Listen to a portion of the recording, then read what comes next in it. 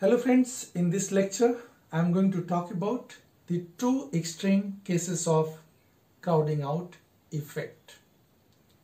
As we know, crowding out effect talks about the effect of rise in government expenditure on private investment.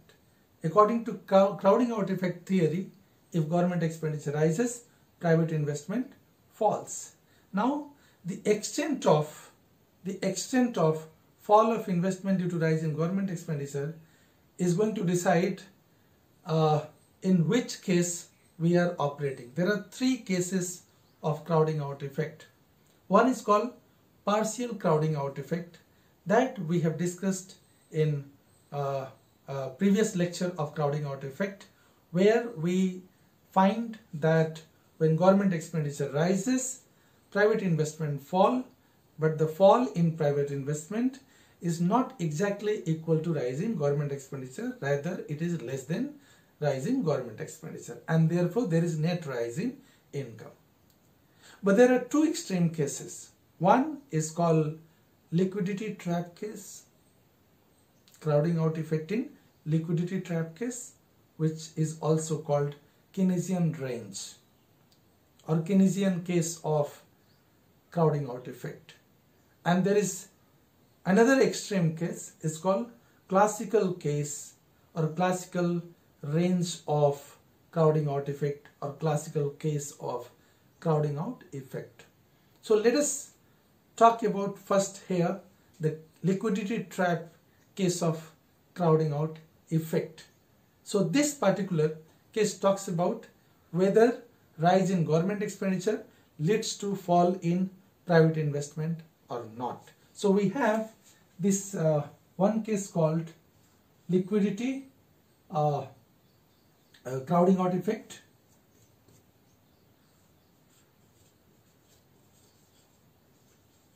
Crowding out effect in liquidity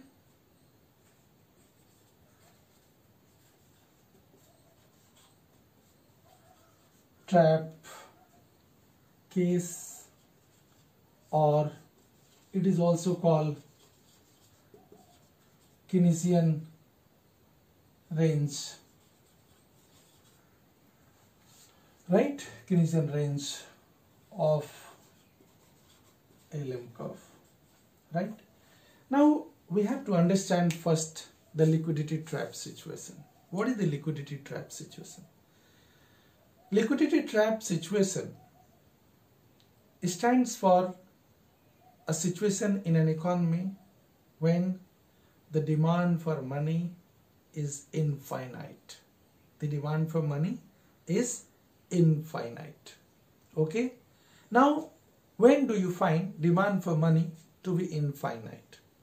The meaning of infinite demand for money is that whatever money is supplied, all the individuals want to hold their financial assets only in the form of money. They don't want to hold alternative of money, which is bond, which is representative of all financial assets, right? Now, it happens often in a situation when economy is in deep crisis, right? One example of that could be a Great Depression kind of situations, right? Very high magnitude of economic recession is often characterized by very low rate of interest, right? And when the rate of interest is very low, right, economy is in recession, so the households or the individuals who have to decide whether to hold money or whether to hold bond have got two particular specific situations to face here. One is that the rate of return on alternative of money assets, right? Assets alternative to money is very low, right? Therefore, it does not give incentive to individuals to hold non-money assets, that is your bonds or deposits, right? And not hold money. So if the rate of interest is very low, they would like to always, they would always prefer money rather than bond, because the rate of return from holding bond is very minuscule, right? It does not make any sense of sacrificing the most liquid assets into less liquid assets, because the compensation of taking risk is very low. The second, that since economy is in deep crisis, holding bond becomes very risky. So the amount of risk associated with holding bond does not offer the rate of return which can encourage individuals to hold bond and not money.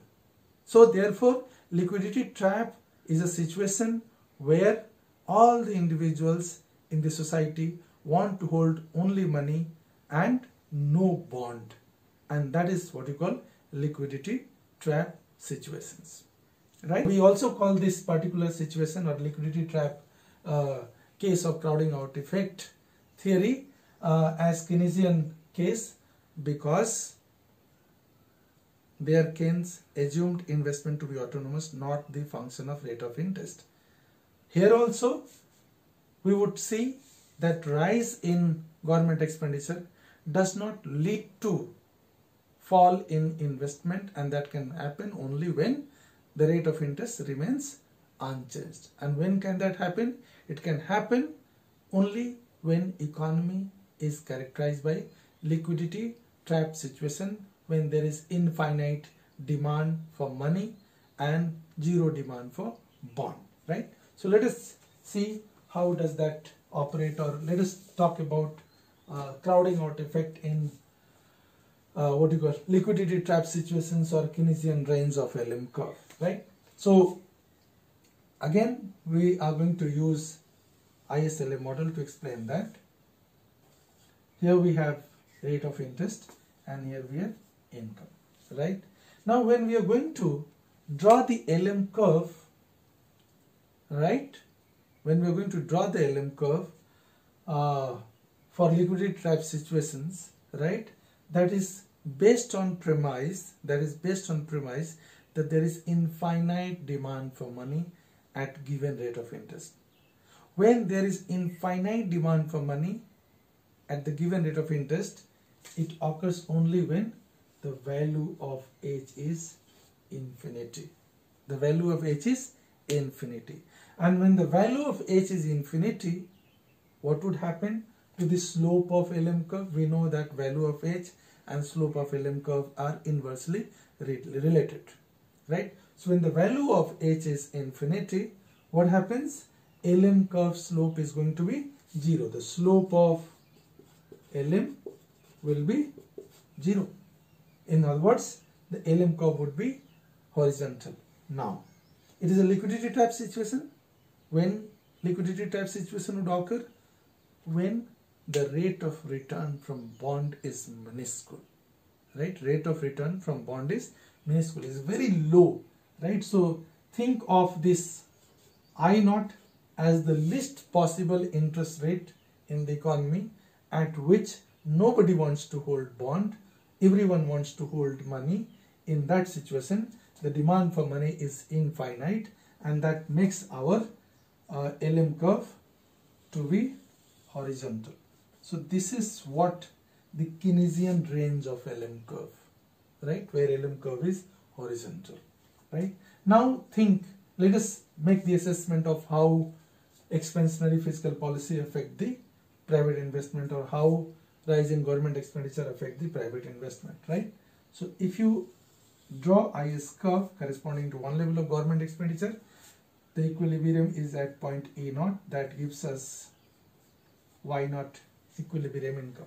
So we have initially a situation where equilibrium occurs at E naught, that gives us Y naught and I naught level of income and interest rate at which money market and goods market both are in equilibrium. Now suppose government expenditure rises and it rises to the extent of delta G.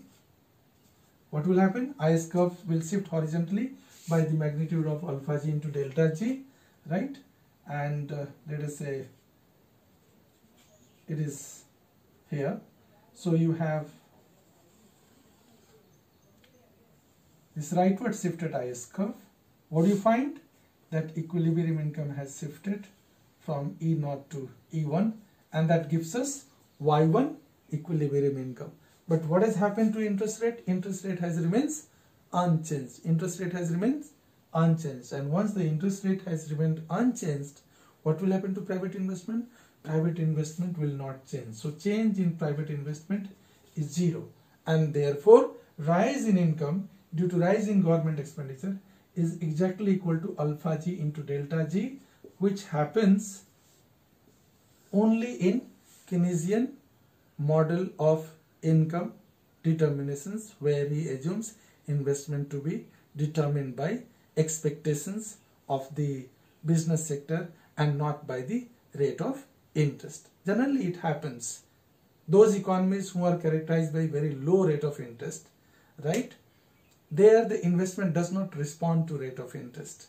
So what is the case? What are the factors which determine the investment level?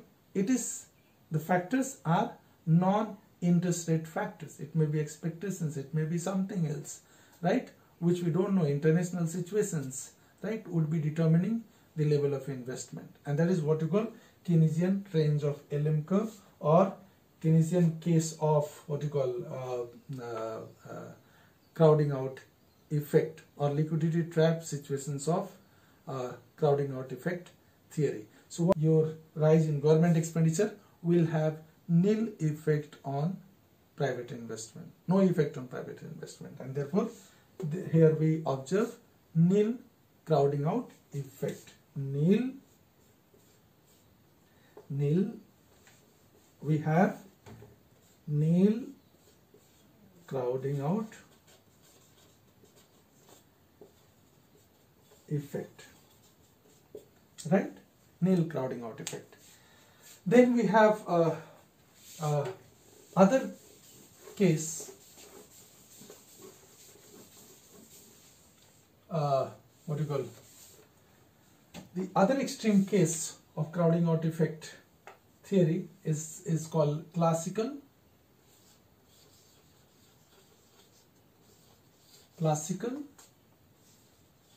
case of crowding out effect theory, crowding out effect theory. Okay, so basically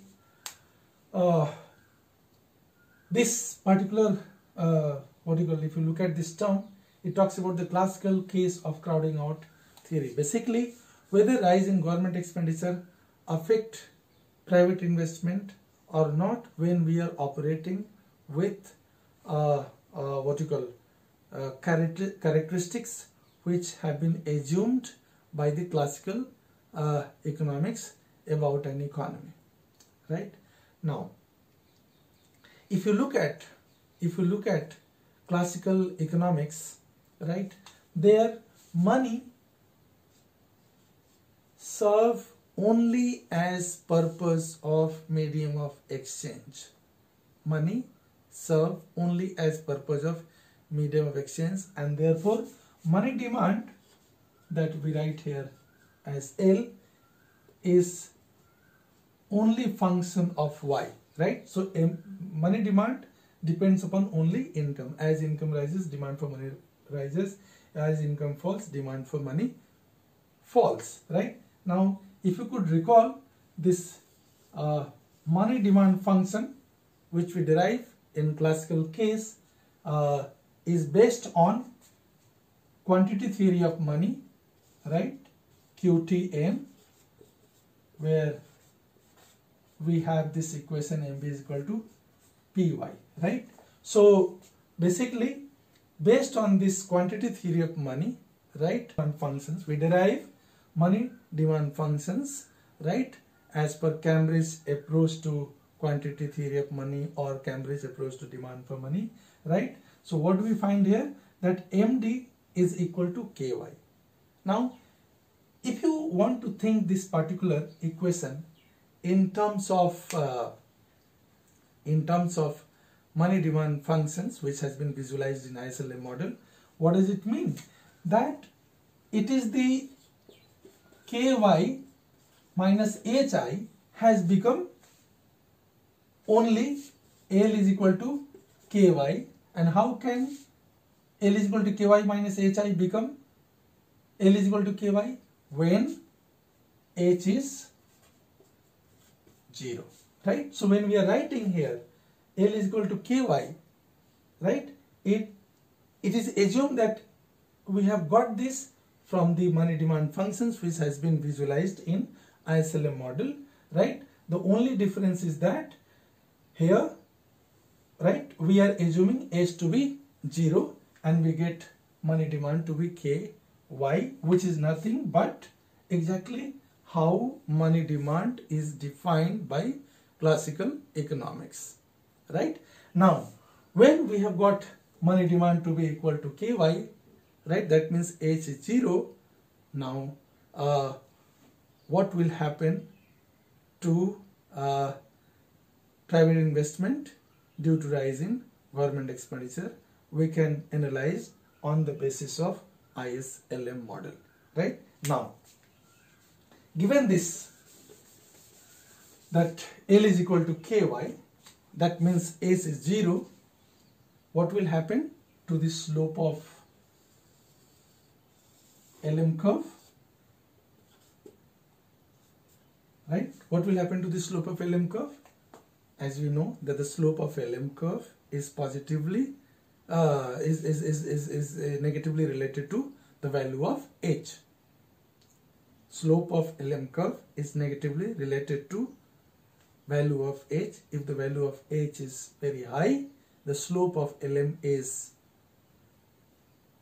0 or less, and if the value of H is very low, then the slope of LM is very high. Now when H is 0, what does it mean? That LM curve is vertical, right? So you get vertical LM curve, right? So here the LM curve derived assuming that the value of H is 0 and the value of, if the value of H is 0, then the money demand function of the ISLM model becomes exactly how money demand has been defined or derived by classical economics, that L is equal to KY, and in that scenario LM curve is vertical, and therefore vertical LM curve is called classical case of LM curve, right? Now here let us measure how does expansionary fiscal policy affects the equilibrium level of income and interest rate, right? So this is your IS curve with respect to one level of government expenditure, right? So we are at point E0 and that gives us I0 interest rate. Now suppose government expenditure rises, what will happen? Okay, so the extent of rightward shift of IS curve would be exactly equal to alpha g into delta g. However, right, so it will be alpha g into delta g, right? However, what do we find? Okay, so at point E0 we are having interest rate I0 and equilibrium level of income Y0, right? Now when government expenditure rises, IS curve shifts rightward, right? When IS curve shifts rightward, what do you have? You are now at point E1, new equilibrium point, which is being characterized by I1 interest rate and no change in equilibrium level of income. What does it mean? When can that happen? That in spite of rise in government expenditure, there has been no rise in equilibrium level of income, right? Which means when government expenditure rises, right, interest rate rises to the extent that fall in investment is exactly equal to rise in government expenditure. So the magnitude of change in investment is exactly equal to the magnitude of change in government expenditure, though the sign is different, right? Here delta G is positive and here delta I is negative. Okay, so what happens in classical case? In classical case, when government expenditure rises, final equilibrium does not give us any rise in income. That means the rise in income due to rise in government expenditure has been completely offset by fall in income due to fall in investment, right? And therefore, when we are moving from E0 to E1 is characterized by what? Complete fall in investment, right? When I'm saying complete fall in investment means the fall in investment is exactly equal to rise in government expenditure, and here we are observing what? Full crowding out effect, right? So we have seen two cases. One case where there is nil crowding out effect, that happens only in Keynesian range of LM curve or liquidity trap situation, right? On the other hand is the classical case, okay? In the classical case where rise in government expenditure leads to fall in investment by exactly the value of rise in government expenditure, and here we are observing full crowding out effect. That is why any economic policy makers who has full faith in the market mechanism, right, which is the base of classical economics, right? Classical economics does not assign any major role to the government expenditure, always looks at government expenditure with suspicion that it is going to affect the private investment, right? So this is what we had to discuss with respect to two extreme cases of crowding out effect. One is called Keynesian case of crowding out effect and other is called classical case of crowding out effect. I hope it is clear to you. Thanks a lot for watching this.